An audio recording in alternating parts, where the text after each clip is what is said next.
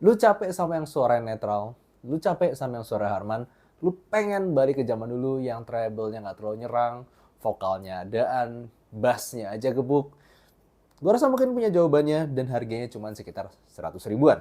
Jadi halo dan selamat datang di Aftersound Review dan ini adalah review gue untuk IEM entry level dari Vio yaitu Vio JD10 JD10. Dan kalau misal kalian pengen beli ini, gue juga kasih link Tokopedia di deskripsi di bawah, tentunya dari distributor resminya. Jadi nggak usah diragukan lagi soal warranty dan segala macamnya. Dan seperti biasa, langsung aja gue akan breakdown review ini mulai dari build fit, frequency response, suara, dan juga perbandingannya. Ngebahas build quality jelas bahwa IEM ini sebenarnya mengingatkan kalian sama KZ EDC Pro, di mana bahan faceplate-nya terutama ini sepertinya serupa ya, kayak semacam silver begini, tapi ini pakai gue rasa semacam uh, kertas warna silver gitu, tapi ditutupin plastik, gue nggak yakin aluminium. Lalu kemudian untuk bagian nozzle-nya seperti ini, bisa kelihatan simple aja. Dan yes, ini Vio tapi pakai uh, QDC Type-C sebagai konektornya. Nah, kabelnya sendiri juga seperti kabel KZ. Gue ngerasa ini kok kenapa jadi kayak KZ, tapi no problem lah. Selama yang gue paling kerasa beda sama KZ adalah ear tipsnya. Dia bukan pakai star tips di KZ yang gue seringkali tidak rekomendasikan. Dia pakai ear tips yang lebih smooth, lebih tebal, dan to be honest, gue bisa merekomendasikan ear tips ini untuk dipakai, nggak usah diganti.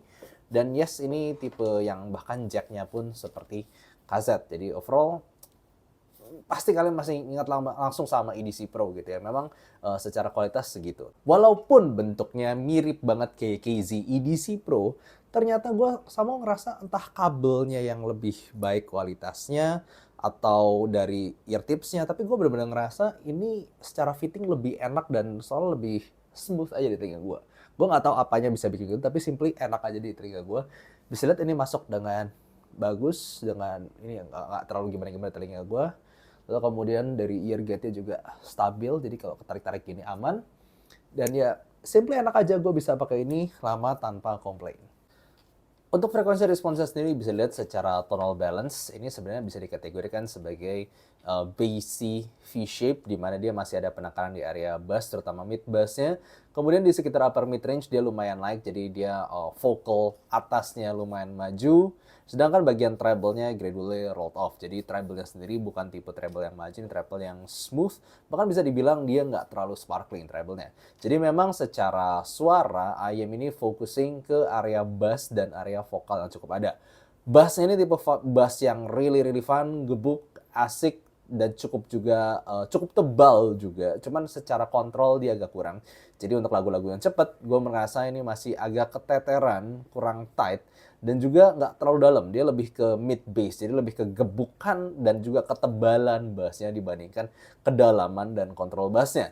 Sedangkan vokal ini tipe yang adaan aja, cuman buat mengimbangi bassnya yang segini besar, vokalnya focusing di upper mid range, jadinya vokal ya simply vokalnya berasa lah. Lu vokalnya ketika teriak, ketika vokalnya itu nyantai, semuanya berasa. Cuman secara balancing aja agak kurang. Jadi kalau misalnya dengerin vokal cewek ataupun cowok, gue ngerasa ini masih a bit skewed ke upper mid range-nya aja. Bikin tidak terlalu natural, tidak terlalu lepas juga, simply adaan aja. Tapi overall secara tuning ini gue nggak terlalu bisa bilang ini buruk, karena ini tipe yang lu dengerin and have fun gitu aja intinya sih. Lu dapetin bass yang gebuk, vokal yang cukup adaan, dan treble yang smooth. Treble sendiri gue harus ngomong, walaupun gue di sini bilang smooth, tapi kalau lu suka sama gemericik cymbal, lu suka dengan gigitan violin, ini jelas berasa kurang dan cukup dark. Jadi ya cuman harapin kayak semestinya bunyinya ces, jadi ces, kayak kecil aja gitu, tapi ada, nggak sampai super dark banget. Simply adaan tapi sedikit gelap untuk overall. Ya, jadinya gue simply bisa ngerekomendasiin untuk lagu-lagu pop atau EDM aja, di mana lu cuman lagi butuh fun dan nggak terlalu butuh critical listening. Secara teknikal juga gue tempatkan dia masih di bawah Moondrop Q2. Gue rasa emang ya sesuai dengan harganya yang cuma 100 ribuan ini, dia nggak sampai jelek-jelek banget ya, sampai nggak sampai super mendem ataupun super hilang detailnya, enggak. Tapi ya harus dibilang ini entry level juga, sedikit di bawahnya EDC Pro mungkin kalau gue bilang. Lu nggak terlalu dapetin soundstage, lu nggak terlalu dapetin detail, simply fun, tapi at least yang masih bisa oke itu ketika bassnya nonjok, vokalnya nggak sampai ketutupan banget.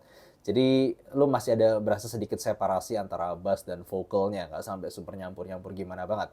Tapi ya kalau lu berharap teknikal di budget segini ya jujur aja ya memang kurang realistis rasanya. Ya jadi seadanya aja dan sesuai harga lah gue bisa bilang 100 ribuan. Dibandingkan dengan KZ EDC Pro, KZ EDC Pro punya sub bass yang lebih dalam, lalu kemudian punya upper mid-range yang lebih balance mengikuti neutral target. Jadi bisa dibilang ya EDC Pro tipe yang lebih balance dan punya bass yang lebih dalam. Tapi kalau fokus mid bass atau fokus pukulannya somehow lebih terasa di JD10 ini. Jadi kalau lu yang fokus pukulan dan ketebalan lebih somehow terasa di JD10 ini, sementara di EDC Pro lebih dalam dan juga lebih balance overall. Jadi kayak kalau misal lu ya pengen cari yang simply fun, lebih heavy secara suara itu ada di JD10, dan kalau pengen lebih balance with bass boost ada di EDC Pro. Mungkin satu lagi dibandingkan CCA Polaris, gampangnya ya CCA Polaris itu tipe yang lebih netral suaranya, walaupun bassnya dinaikin juga tetap lebih tight, lebih dalam, tapi jauh lebih cepat dan jelas lebih kecil bassnya dibandingkan JD10 ini. Sedangkan JD10 jelas lebih gebuk dan vokalnya sedikit lebih maju upper mid range-nya, dan treble-nya lebih rolled off, jadi lebih dark. Jadi ya via JD10 simply-nya sekali lagi buat yang mau dibawa fun aja. Sedangkan kalau lu mungkin mau critical listening, mau denger yang lebih netral, ya CCA Polaris. Jadi tujuannya Vio JD10 ini memang bukan untuk critical listening ataupun cari yang netral, tapi simply yang mau buat fun. Ya, pada kesimpulannya buat gue IM ini bukan tipe IM yang serious listening. Ini IM yang cuma simply, ya gue mau fun aja lah, gue denger di perjalanan gitu. Gue pengen yang penting bassnya gebuk, vokalnya masih kedengeran, treble-nya gue gak terlalu butuh lah. Yang penting nyantai dan gak gelap banget aja. Gue rasa ini salah satu yang gue simply bilang mungkin bisa jadi daily beater lu. Ketika lu pengen bawa ke commute gitu atau simply jalan-jalan, ya lalu nggak takut dipakai untuk rusak gimana-gimana karena harganya murah, ya gue rasa ini salah satu yang gue bisa simply say ya go with it, nggak terlalu netral, nggak terlalu Harman gimana-gimana, tapi lu dapet funnya aja, simpelnya begitu. Jadi gitu aja untuk review dari JD10 ini, dan kalau kalian tertarik, kalian pengen beli sendiri, gue kasih link Tokopedia di deskripsi di bawah. Thank you for watching and see you next time. Bye-bye.